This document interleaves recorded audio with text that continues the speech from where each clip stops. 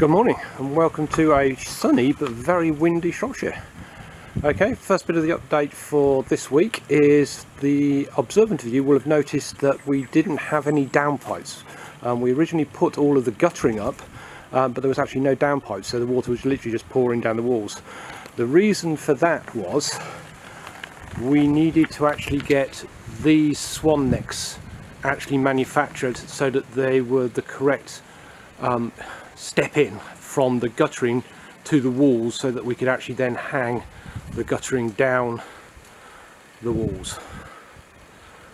So these were actually so we fitted the guttering, then measured these, sent them away to the company, the measurements away to the company, and they took about 3 weeks to actually come back and manufacture those swan necks.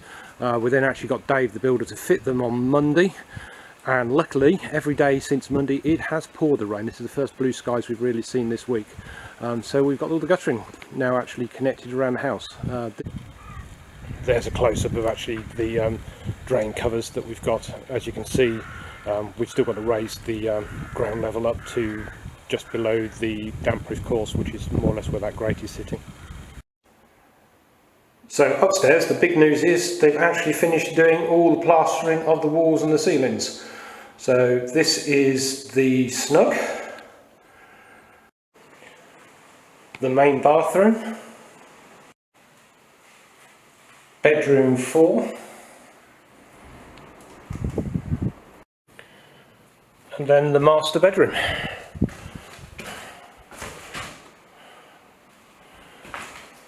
With the ensuite bathroom,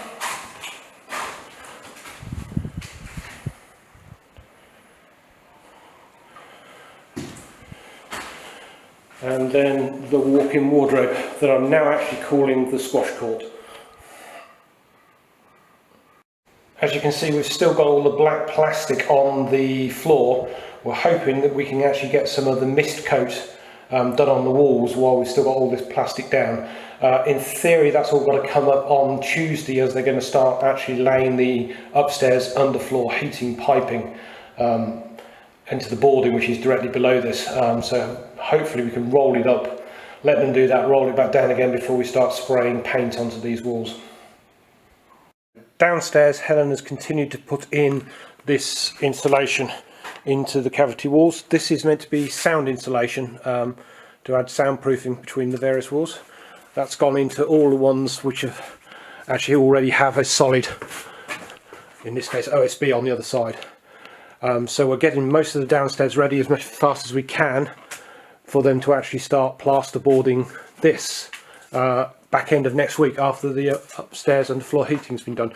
We can't actually do the boarding and putting the insulation up into these roof trusses until they've actually done the upstairs underfloor heating, because in some cases they're going to need to come down through this boarding here to actually run the underfloor heating piping under the floors, in effect. So if we put the insulation in and batten and board it, they won't have access to it. As you can see in the kitchen diner, we've got all of the battens already in here. Basically just dry them off a bit more before we actually start putting those on to the roof trusses. So the insulation roll that you can see here, that will go up in between the beams, and then we will put these battens on to security on, and then they basically plasterboard onto those battens. Downstairs there will be actually 2 lots of 12.5mm plasterboard to give added sound insulation.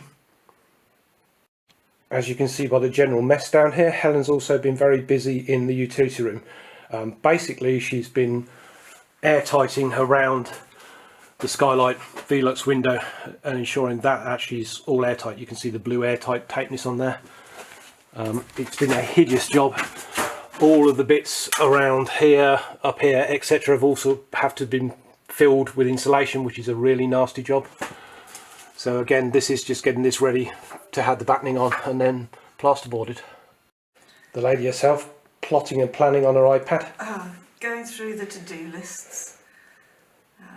Who's got to do what, when, what has to happen before other people can come in and do their jobs, just making sure everything's done as it should be done, when it should be done, and we have all the equipment to do all the different things. Yeah.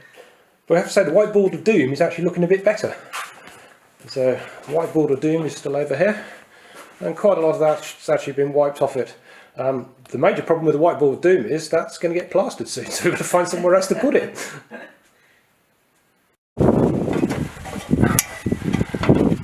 So we were just getting some stuff out of the old carriage house barn, so I thought I'd give you a quick look. In here, that's Helen. Shall I take it? Do you want to climb through and I'll take it? No, you can take it if you want. There you go. Right, so here we are. This is the loft area, or be the hay storage area originally, of the old carriage house. It's separated into 2 rooms. And we're just using it for storage at the moment. And it has a lovely round window and lots of junk. This pile mainly is toys from when our children were younger, so there's toy garages and all sorts of things. Over here I've got all my second-hand purchases, so all the lights and bathroom fittings and fixtures that I bought before we built the house even. They've been stored up here. As you probably haven't seen this view for a while, this is from the hayloft, and that's the house.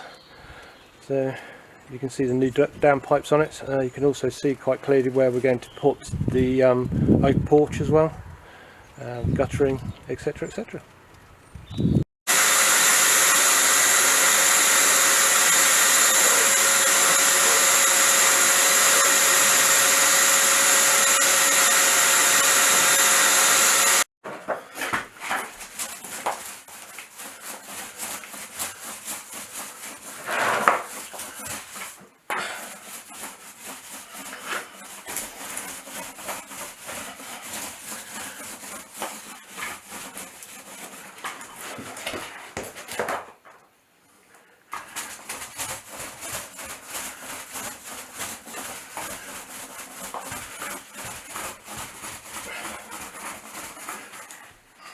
So Helen's just measuring out the psychedelic orange decoupling mat to put into the plant room. How's it going, Shorty? It's going really well actually, because two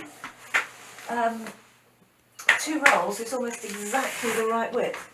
Oh, good. So handy. Hey. Just a few little bits of alteration. When you're ready, we'll have to mix up some adhesive.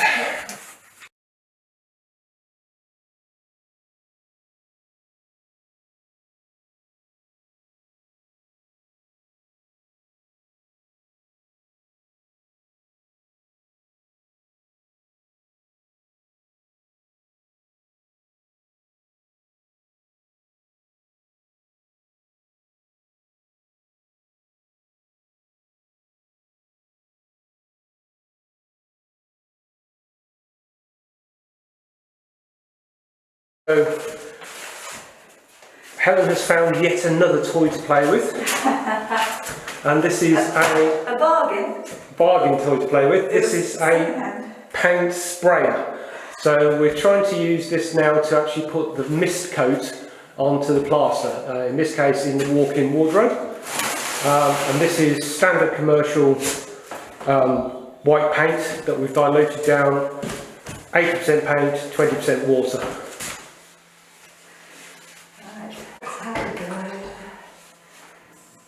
Right, supposed to be spray with your arms, not your wrist. About that far away.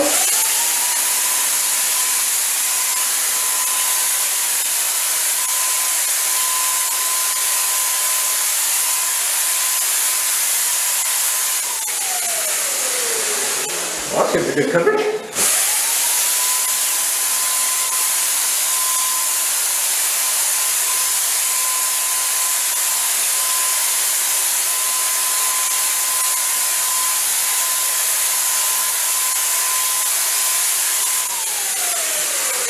I'm actually going to move my camera back because it's absolutely spraying everywhere. Yeah. See, that's got drips in it. So do you reckon it's not... I might change the amount of air it's all just a practice. Good you've got the floor covered. Right, let's try drip, drip, drip.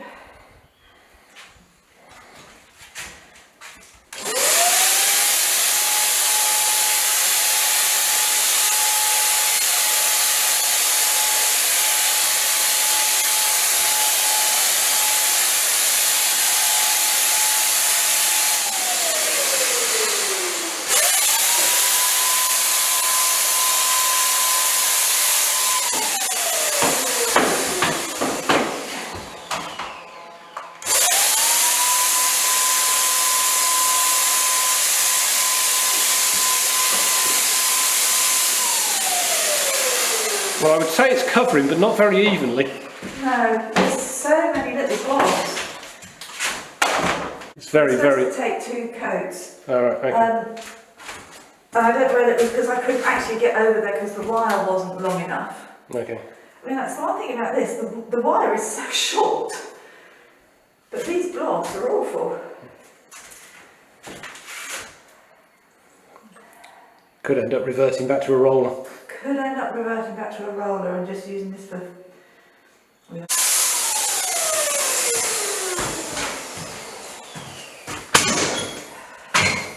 It's the latest look, didn't you know?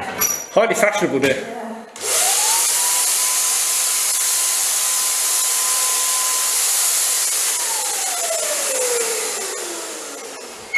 Right. This thing's certainly seeming to be a bit more hassle than I thought it was going to be. Yes. And I haven't even got around to cleaning it yet. The fact you have to keep changing pipes and things if you're using it vertically or horizontally is a bit of a faff.